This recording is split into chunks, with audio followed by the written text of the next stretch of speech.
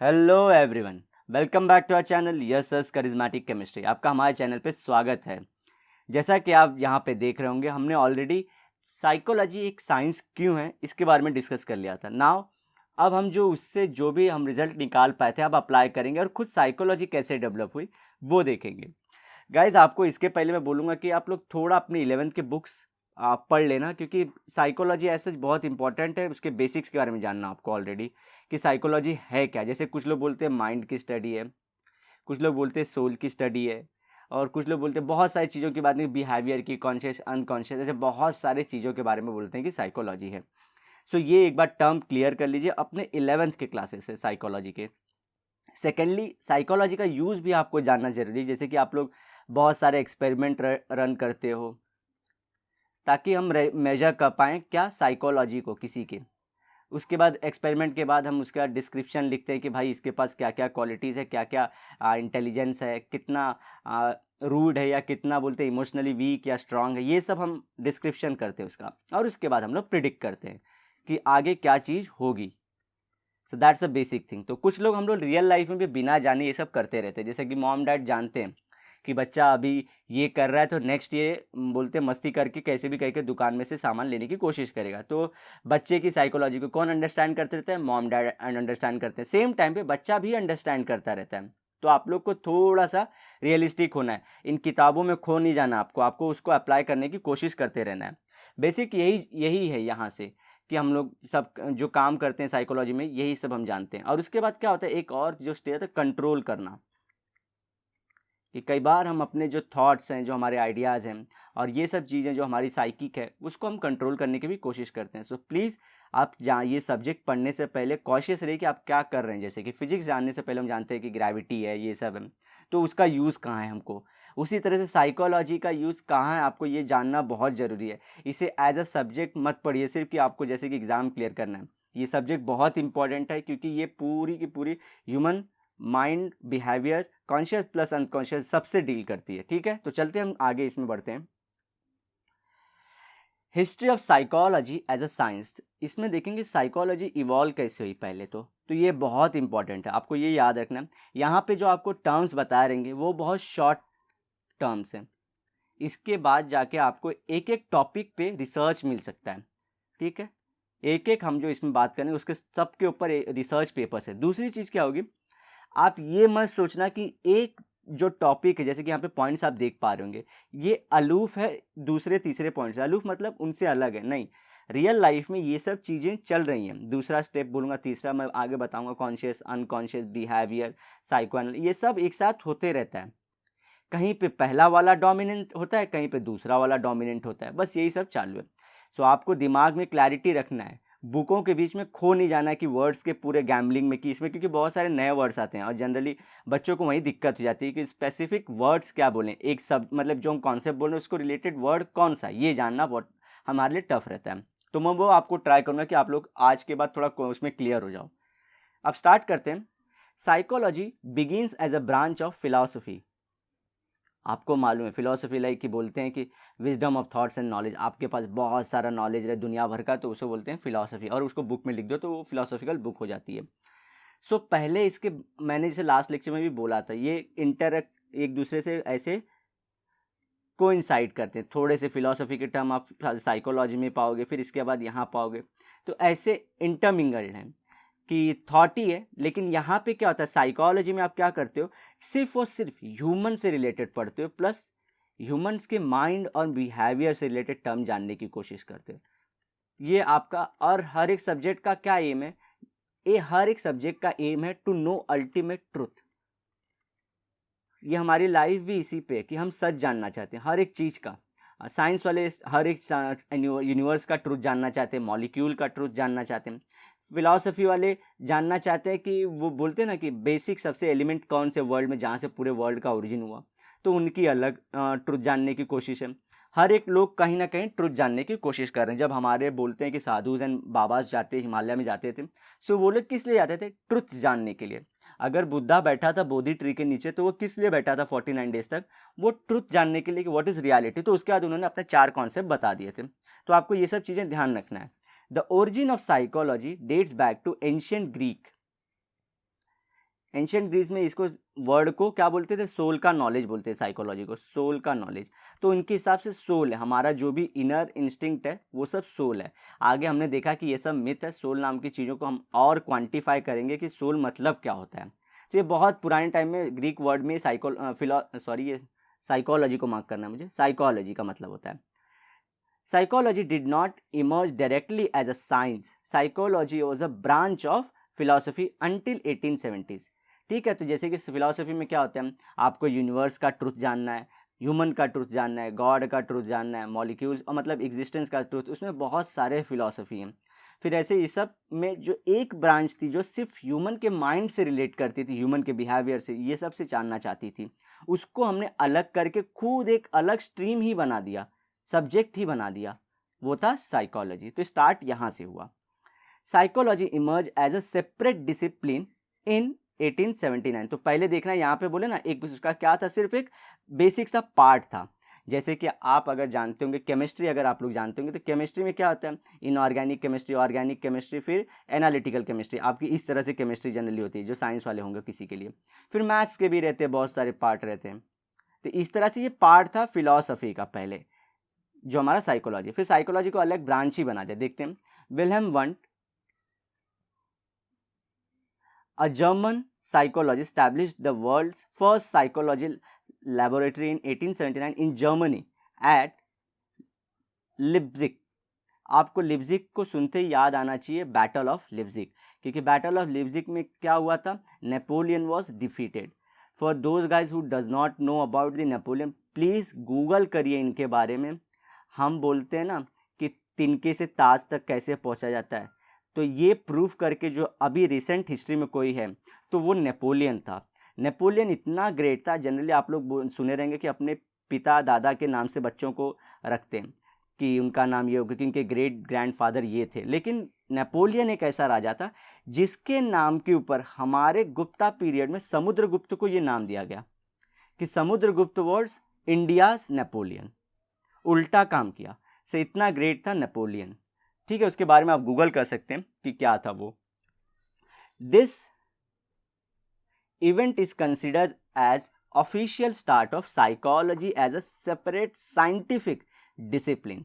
और विलियम जो वंट थे उनको फादर ऑफ साइकोलॉजी भी बोलते हैं इसीलिए, क्योंकि उन्होंने क्या किया था जर्मनी में, और जर्मनी में क्या स्टैब्लिश हुआ था, गोटिंगन यूनिवर्सिटी में हिस्ट्री भी। जर्मनी क्यों, क्योंकि यहाँ पे पैसा बहुत था, साइंस बहुत आगे पहुँच चुका था, तो ये सब इंस्टीट्यूशन स्टैब्लिश ही होने हैं। सो गोटिंगन यूनिवर्सिटी में क्या हुआ था, हिस्ट्री स्टैब्लिश हुई थी। इसी तरह से जर्मनी के लिप्जिग में क्या, कौन सी यूनिवर्सिटी स्टैब्लिश हुई, साइकोलॉजी की। अब यूनिवर्सिटी स्टैब्लिश होगी तो पढ़ाई भी होगी। तो पहला जो कॉन्सेप्ट आया वो था स्ट्रक्चरलिज्म का। Is widely regarded as the first school of thought in psychology. Wilhelm Wundt and his student Edward B Titchener advocated structuralism.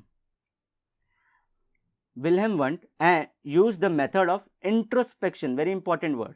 जब भी स्ट्रक्चरलिज्म आप यूज करें, इंट्रोस्पेक्शन को मार्क कर लिया करिए, और इसे याद रखना है कि आपको आंसर में लिखना ही है।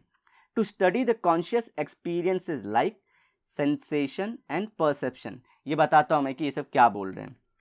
कि देखिए इंट्रोस्पेक्शन मतलब क्या, ये पहला थॉट था। तो ये देखते थे आदमी के बर्थ से लेके उसके मरने तक के पूरी स्टडी कर रहे थे लोग, और इसके लिए क्या करते थे, ये प्रोजेक्ट का ग्रुप, बहुत सारे लोगों का ग्रुप बनाते थे, बहुत सारे लोगों का ग्रुप बनाते थे। और डिपेंडिंग अपॉन द एक्सपेरिमेंट, जैसे एक्सपेरिमेंट क्या बोलते थे कि कोई चीज़ ऑब्जर्व करने को बोलते थे कि ऑब्जर्व करिए इसे, समझिए यहाँ पे अगर मैं ये कुछ ऐसे ब्लू कलर का ड्रॉ कर रहा हूँ तो बोलेंगे आपको क्या दिख रहा है यहाँ पे। सो वो लोग बताएंगे कि मुझे ये दिख रहा है, किसी का एक्सपीरियंस कुछ अलग होगा। तो ये लोग यही काम करते थे कि किसी को ये सब चीज़ कैसी दिख रही है।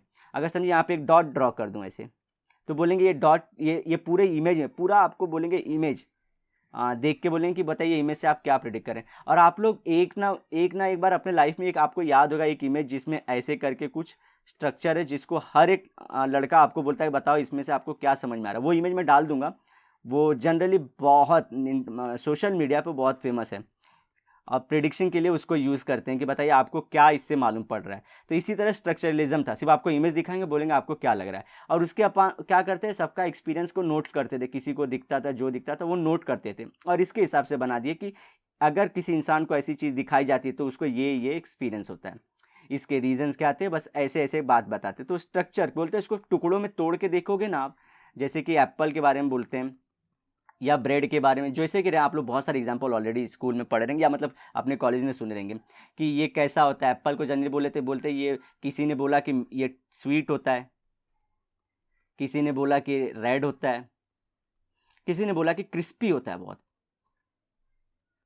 तो ये लोगों ने ये वर्ड क्यों, मतलब ये वर्ड बोले, तो ऐसे उनके जो जो बोलते हैं ना खुद से इंट्रोस्पेक्शन, मतलब क्या, अंदर की आवाज़, खुद से पूछो कि आपको क्या लग रहा है, और वही ये लोग नोट डाउन करते थे और इसके हिसाब से लोगों ने थियरी बना दी थी।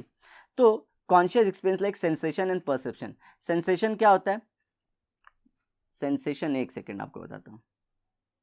सेंसेशन होता है, समझिए आउटर इन आपके यहाँ पे कुछ है, ये ट्री है, ट्री को जो आप ऑब्जर्व करते हो, तो ये जो आप डेटा ले रहे हो, इस डेटा को बोलते हैं सेंसेशन है। आपके दिमाग ने पढ़ा कि सामने ट्री है। अब आपका जो दिमाग है वो समझाता है आपको कि ये ट्री बड़ा छोटा कैसा है, उसके बारे में डिस्क्राइब करता है, that's your perception. Data gathering is sensation और डेटा को यूटिलाइज करता है brain, so that is perception. इतना सा बेसिक फर्क है बस। सो आपको यही एक्सपेरिमेंट किया, तो यही ट्री समझो मैं और लोग को दिखा दूं, बताइए क्या क्या दिख रहा है आपको।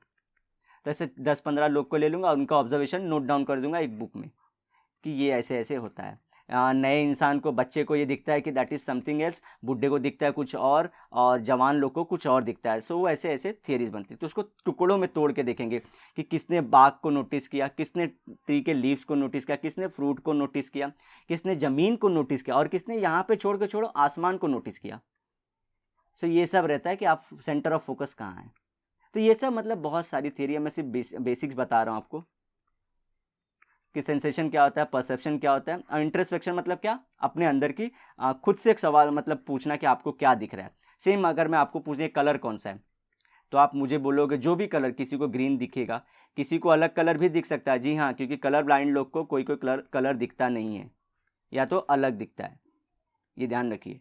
तो इसी को देखिए, तो मैंने एक एक्सेप्शन ही बता दिया आपको कि ये थियरी क्यों फुल प्रूफ नहीं थी, क्योंकि कुछ लोग कलर ब्लाइंड होंगे तो ये तो इसके पार्ट ही नहीं हो पाएंगे, और इसके बेसिस पे ये लोग थियरी बनाते जा रहे थे साइकोलॉजी की, और भी इतने इंपॉर्टेंट ब्रांच की। तो देखते हैं आगे बढ़ेंगे इसमें। इसके बाद जो हुआ इमर्जेंस ऑफ फंक्शनलिज्म का हुआ। स्ट्रक्चरलिज्म के बाद कौन आया, फंक्शनलिज्म आया। Functionalism was advocated by William, ध्यान रखेंगे, जेम्स, यहाँ पे विलहेम है और ये विलियम जेम्स है। He is known as the father of American psychology. Otherwise, father of psychology is Wilhelm Wundt. और ये अमेरिकन साइकोलॉजी के दोनों में फर्क याद रखिए। He emphasized on the study of human consciousness. इसका क्या मतलब होता है, ये देखिए इसी डायग्राम में ले लूँ तो ये क्या बोले कि समझिए किसी को ग्रीन दिख रहा है, ये कलर किसी को ग्रीन दिखा, किसी को रेड भी दिख सकता है। तो आपको पता करना चाहिए कि ये ग्रीन क्यों दिखा, वाई, इसे ये रेड क्यों दिखा। जब आप ये वाई का क्वेश्चन सुलझा लेते हो तो आप उसको फंक्शनलिज्म बोल देते हो। एक बहुत अच्छा सा एग्जांपल है,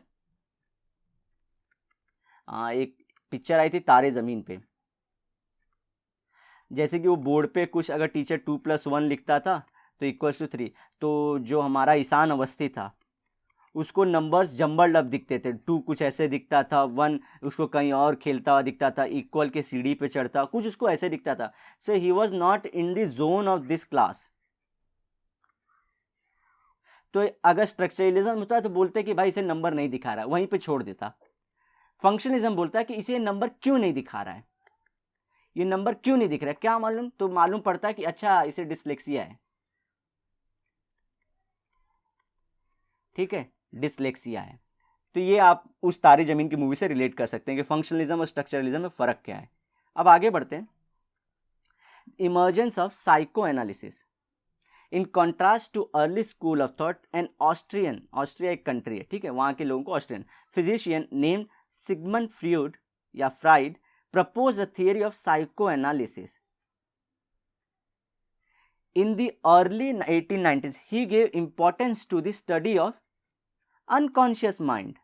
ऊपर वाले ने फंक्शनलिज्म किसको दिया था, कॉन्शियस माइंड। कॉन्शियस और अनकॉन्शियस में भी फर्क जानते जाइए। देखिए बहुत सारे आपको नए टर्म्स आएंगे जो फर्स्ट टाइम साइकोलॉजी को सुन रहे होंगे। कॉन्शियस मतलब जो आप सोच समझ के कर रहे हो, अनकॉन्शियस मतलब जो आपके बैक ऑफ द माइंड में है लेकिन आप उसे कंट्रोल नहीं कर रहे हो।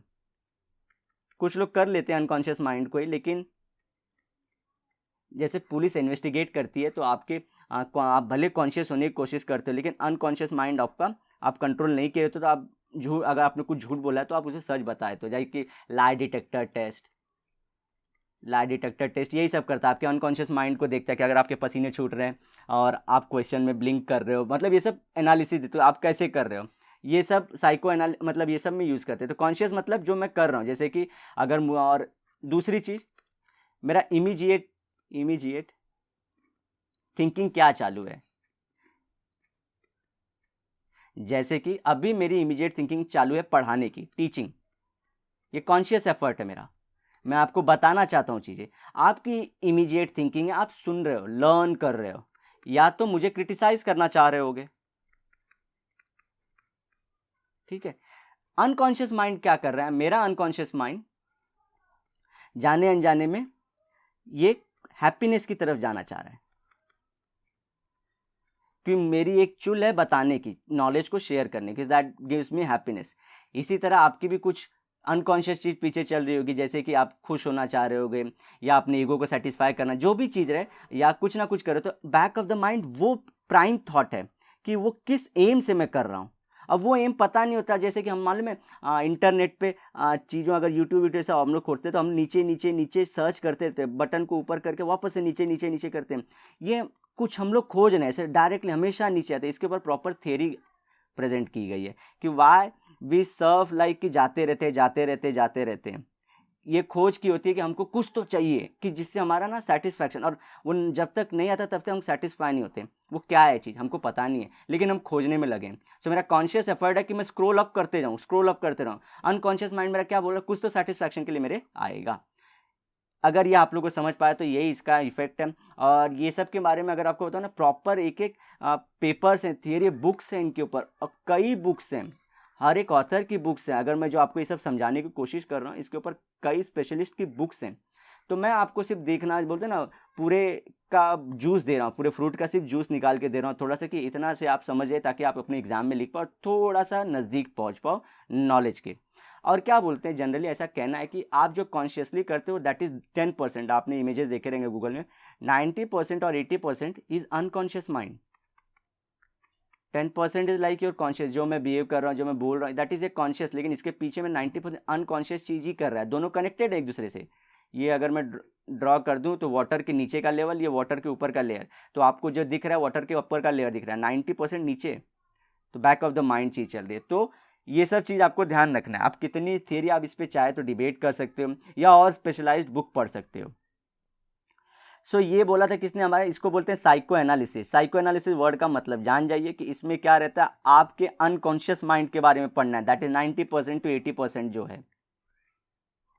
और फंक्शनलिज्म क्या बोलता है, वो ध्यान रखिए, वो बोलता है आपके कॉन्शियस माइंड की, कि ये क्यों किया, जो मैं अगर समझो कर रहा हूँ कि ये बच्चे कैसे, ईशान अवस्थी का बहुत अच्छा एग्जाम्पल दिया आपको। अब चलते बिहेवियरलिज्म की तरफ। और ये सब हो रहा, ऐसा नहीं है कि ये हिस्ट्री में हम लोग देखिए ये पहले हो रहा था, अब धीरे धीरे हम आगे बढ़ रहे हैं, अपने न्यू एरा की तरफ आएंगे, लेकिन इसका मतलब ही नहीं कि ये चीज़ें नहीं हो रही, आज भी हो रही हैं सब। During the early 20th century, an American psychologist named John B. Watson advocated a new school of thought known as a behaviorism. Behaviorism rejected both the study of conscious experiences and unconscious mind, and made psychology a more specific discipline by focusing on the study of observable behaviors. बोलते हैं कि ये बहुत minute सी चीज़ है जो तुम conscious unconscious में बांट रहे हो। आप क्या देखो कि आप ऑब्जर्व क्या कर रहे हो वहाँ से, मतलब कोई चीज़ समझिए, ये दिखाता हूँ आपको, इसे क्लियर कर देता हूँ।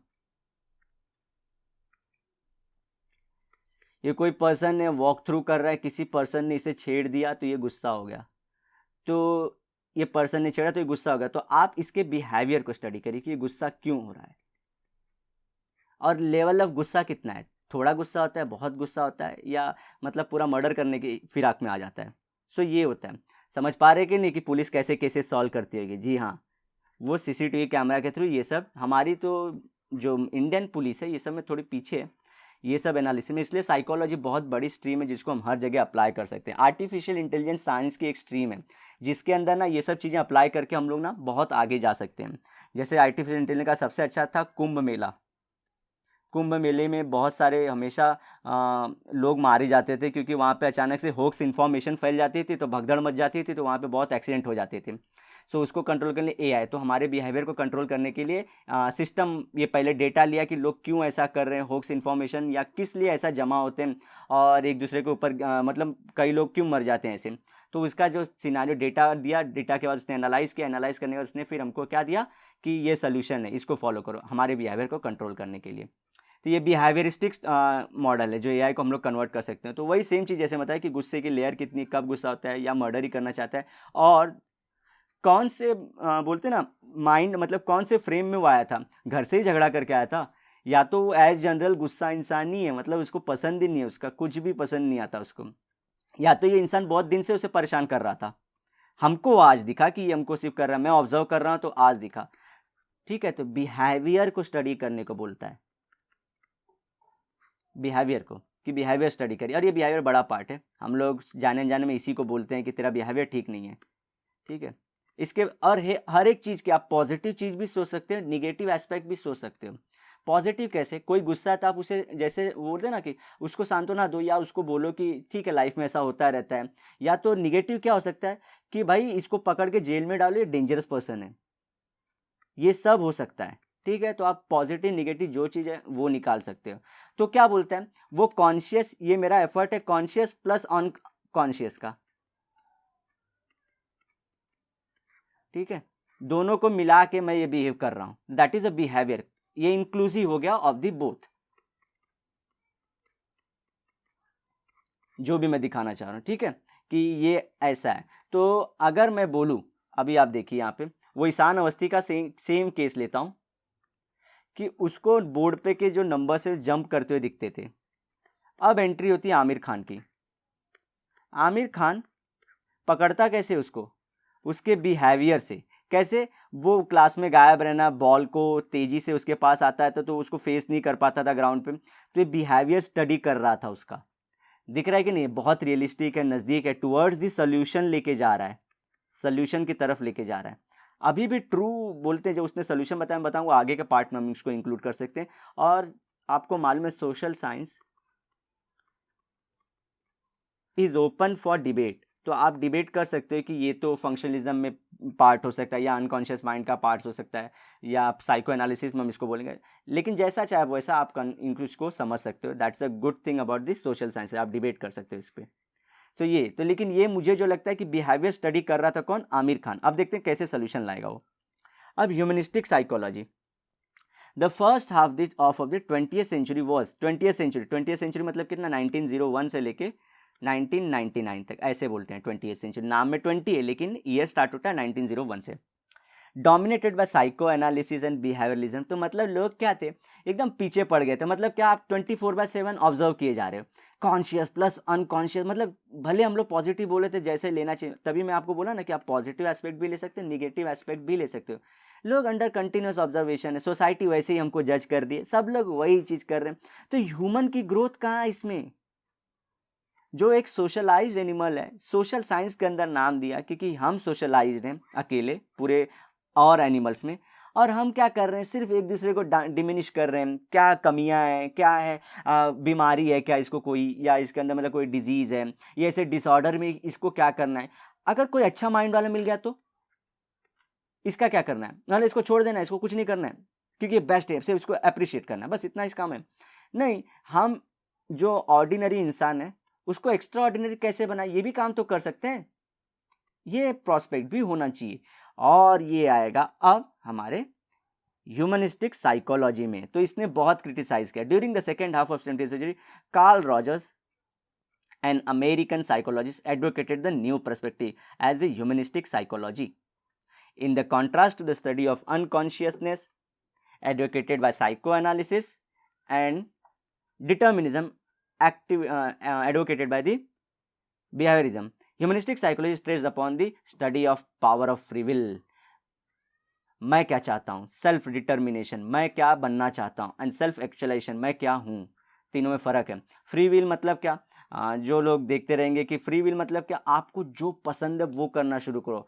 आपको जो थॉट्स आते हैं इररिगार्ड, मतलब बोलते हैं कि अब ये मर्डर का थॉट है तो उसको तो कंट्रोल ही करना पड़ेगा, लेकिन जनरली ये बोलना चाह रहे हैं कि आपके जैसे भी थॉट हो, ब्यूटीफुल थॉट हो, आप उसको कैरी ऑन करिए। फ्री विल मतलब आपको किसी का हेजिटेशन ना हो, सोसाइटी का हेजिटेशन ना हो, मॉम डैड का ना हो, स्कूल का ना हो, फिर आपके सोशल मीडिया पे आपके फ्रेंड्स का ना हो, किसी का हेजिटेशन है, व्हाट यू वांट।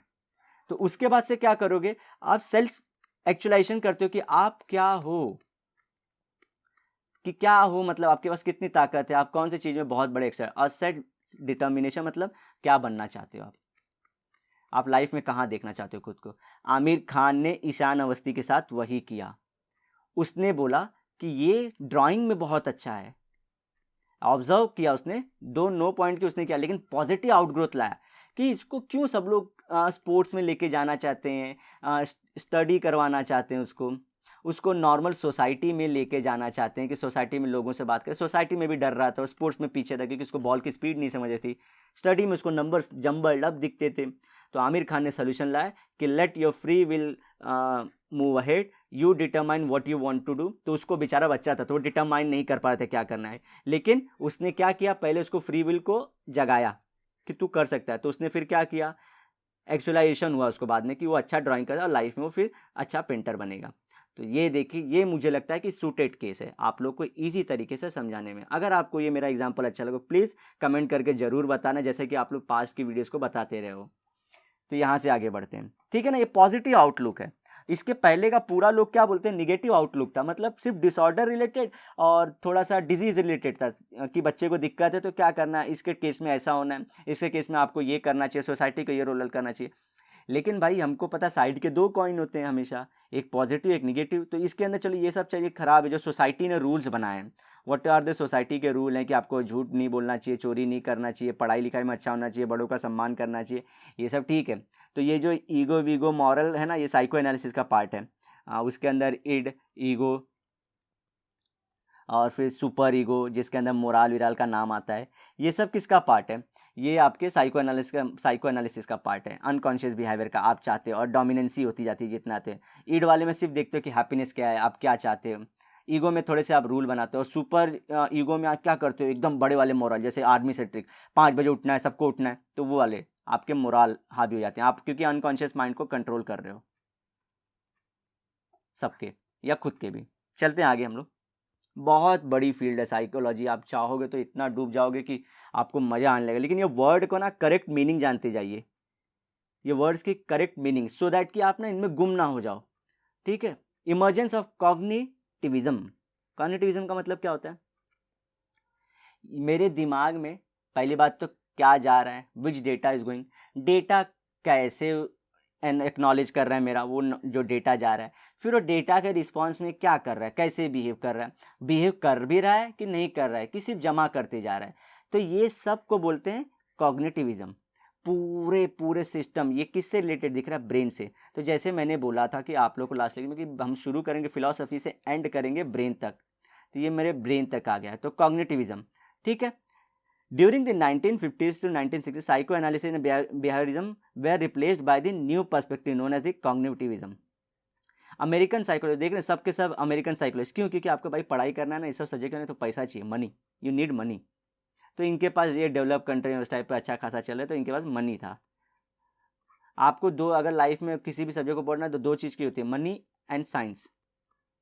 साइंस के थ्रू क्या होता है, आप थोड़ा और क्लोज जा पाते हैं। हिस्ट्री भी पढ़ना है, साइंस की ज़रूरत पड़ती है, क्योंकि वहाँ पे कार्बन डेटिंग आता है, और वहाँ पे मैग्नेटिक रेज भेजते हैं, बहुत सारे साइंटिफिक थ्रू रिसर्च के थ्रू हम लोग हिस्ट्री पढ़ पाते हैं। इसी तरह फिलोसफी की अगर पढ़ना है तो फिलोसफी के लिए आपको पहले बुक तो चाहिए कि फिलोसफर ने क्या लिखा था, तो उसके लिए आपको एक्सकवेशन करना पड़ेगा, ये सब बुक्स कहाँ थे, अगर पन्ने खराब हो गए तो उसको पहले रिकवर करना पड़ेगा, ये सब काम। साइंस बहुत है और उसके लिए लगेगा मनी। तो साइंस, अगर आपको किसी भी सब्जेक्ट का नॉलेज चाहिए तो आपको, अगर कंट्री वाइज बोल रहा हूँ, मनी प्लस साइंस चाहिए। आज आईआईटी देख लीजिए, आईआईटी को देख लीजिए कि आईआईटी आप अगर करना चाहते हो तो मनी अच्छे, अगर क्लियर करना चाहते हो मनी और आपको साइंस दोनों का अच्छा नॉलेज होना चाहिए। अब ये नहीं बोल रहा हूँ मैं कि कोई बिहार से भी कर रहा है ये सब कर सकता है, लेकिन मोस्ट केसेस की बात कर रहा हूँ मैं कि मोस्ट केसेस में यही चल रहा है। तो चलते हैं आगे अपने इसमें। नेम्ड अल्रिक नासिर या Neisser is generally considered as the founder of cognitivism. आपको फिलिंग द ब्लैंक्स में या मैच द फॉलोइंग में ये सब आ सकता है, तो आप नाम थोड़े अच्छे से कर लेना। Researchers in the cognitive psychology study higher cognitive process like memory. हमारे दिमाग में मेमोरी, तो वही बोला डेटा करते क्या, उसको रखते हो कि यूज़ कर कैसे कर, decision making, problem solving attitude, intelligence, language. और ये सब के लिए आपके दिमाग में जगह, जैसे कि आपको मालूम है आपका दिमाग 4 पार्ट में होता है, पैराइटल, टेम्पोरल, ऑसिपिटल, ऐसे करके आपका ब्रेन डिवाइड, फिर उसके बाद सेरिबेलम, फिर आपका मिडल, ऐसे ब्रेन के पार्ट, पर्टिकुलर पार्ट में पर्टिकुलर जोन से। पैराइटल आपको इन्वायरमेंटल नॉलेज देता है कि आपके सराउंडिंग में क्या क्या चीज़ चल रही है, तो ये पैराइटल। आपका फ्रंटल वाला जो लोब है वो आपको कॉन्सेंट्रेशन दिलाता है, किसी एक स्पेसिफिक चीज़ में कॉन्सेंट्रेट करते हो आप, ठीक है। तो ये सब चीज़ें तो दिमाग में ये सब जगहें होती हैं। तो अब हम ज़्यादा डीप जाएंगे ब्रेन के थ्रू, तो उसके लिए क्या चाहिए, देखिए टूल्स लाइक MRI और पेट स्कैन की ज़रूरत पड़ेगी कि कौन से टाइम पे डेटा जब मेरे दिमाग में गया तो कौन सा पार्ट एक्टिवेटेड था, कौन सा बोलते हैं कि डीएक्टिवेटेड था, कैसे मैंने कौन से पार्ट को यूटिलाइज़ किया। तो उसके लिए क्या करते हैं हम लोग, अब जो ये मुझे पता चल जाता है कि कौन से पार्ट से क्या होता है, तो मैं उसका रिवर्स अप्लाई कर सकता हूँ उनकी कि नहीं। जैसे कि किसी का सराउंडिंग का नॉलेज को नहीं होता, तो मैं उसके दिमाग की वो पॉइंट को प्रेस कर सकता हूँ बार बार थ्रू रिसर्च, बार बार मैं उसको अप्लाई करूँगा, तो उसके सराउंडिंग का नॉलेज गैदर करने के। सराउंडिंग का नॉलेज क्या बोला, जैसे किसी को ट्री दिख रहा है, अब मैंने जैसे एग्जाम्पल में स्काई लिया था, तो वो मैं यहाँ का एग्जाम्पल ले रहा था कि उसको सराउंडिंग दिख रही है कि नहीं। तो ये सब चीज़ें होती है, तो ये सराउंडिंग का नॉलेज। जैसे आप गेम खेलते रहते हो, तो गेम खेलते हो तो आप लोग को सराउंडिंग में कहीं अगर जो PUBG खेलें तो पैर की आवाज़ आती रहती है, प्लस बहुत दूर का कोई दिख रहा है, शूटिंग का आता है, कोई अगर धीरे से मूव कर रहा है तो आपको वो दिखता है। तो ये जब सराउंडिंग का सब नॉलेज है, ये आपका parietal part of the brain देता है। तो किसी की ये बहुत इंपॉर्टेंट भी होता है, आर्मी अगर किसी को जाना है तो आपको दुश्मन की मूवमेंट हो गया, प्लस आपको मार्स पे भी इवन साइंटिफिक रिसर्च करना है तो छोटी छोटी मूवमेंट्स के ऑब्जर्वेशन करने होते हैं, तो ये बहुत इंपॉर्टेंट है। तो ये सब, लेकिन ये सब भी पार्ट किसका हो जाता है, हमारे साइकोलॉजी का। तो हमने देखा 8 पॉइंट्स हमने पूरे साइकोलॉजी की हिस्ट्री को लेके पढ़ा कि आज ये कहाँ पहुँच चुका है, ठीक है। अब ये सब क्या है, ये सब क्या है, ये सब आप लोग को सिर्फ और सिर्फ बताने के लिए कि इसकी ग्रोथ कैसे हो, लेकिन इसका मेन जो है तरीका ऐसा एक ही है कि पहले आप लोग मेजरमेंट करते हो कि किसी का कि कैसे कैसे क्या है, कितना तेज है, फिर उसका डिस्क्रिप्शन थर्ड करते हो कि आप अपना प्रिडिक्ट कर पाते हो कि क्या होगा इसका। तो ये सब करने के लिए ये सब के बारे में जानना ज़रूरी था। सो गाइज नेक्स्ट लेक्चर में हम मिलेंगे अब और आगे वाले टर्म के साथ। तब तक के लिए अगर आपको ये वीडियो अच्छी लगी तो प्लीज़ प्लीज़ आप लाइक करना, इसे अपने दोस्तों में शेयर करना, जितने लोगों में शेयर कर सकते हैं इसे शेयर करना, और जैसे कि आप लोगों की डिमांड रहेगी वैसे हमारी वीडियो भी आती रहेंगे। सो गाइज मिलते हैं next time, till then bye bye, have a great and nice day ahead.